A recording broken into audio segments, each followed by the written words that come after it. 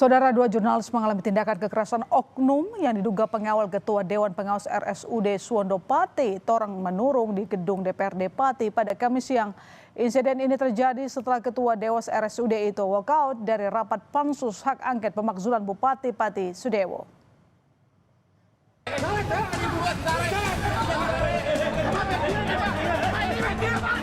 Dua jurnalis mengalami tindakan kekerasan saat meliput Pansus Hak Angket Pemakzulan Bupati Pati Sudewo.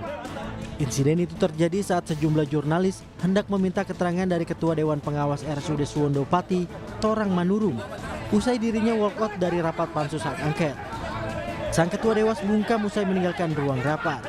Seorang pria yang diduga pengawal Ketua Dewas itu bahkan mendorong dua jurnalis hingga terjatuh di pintu utama gedung DPRD Pati.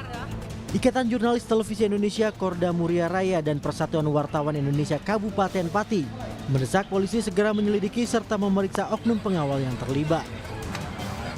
Dan pada saat kejadian itu, sejumlah oknum yang mengawal beliau itu mendorong dan menarik sejumlah wartawan sehingga terjatuh.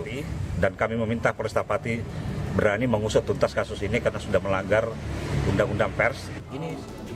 Ketua Pansus Hak Angket Pemakzulan Bupati Pati Teguh Bandang Waluyo menyayangkan insiden itu dan mendukung proses hukum. Ini jangan dibiarkan, kalau seperti ini dibiarkan, Pati yang sudah baik, yang sudah adem, nanti timbul perci-perci yang tidak baik. Saya meyakini Pak Kapolres akan menindaklanjuti urusan ini. Rapat Pansus beragendakan permintaan keterangan dari Dewas RSUD Suwondo terkait kebijakan Bupati Sudewo dan pejabat di bawahnya melakukan PHK terhadap 220 pegawai honorer dan mutasi pegawai. Iwan Miftahudin, Kompas TV Pati, Jawa Tengah.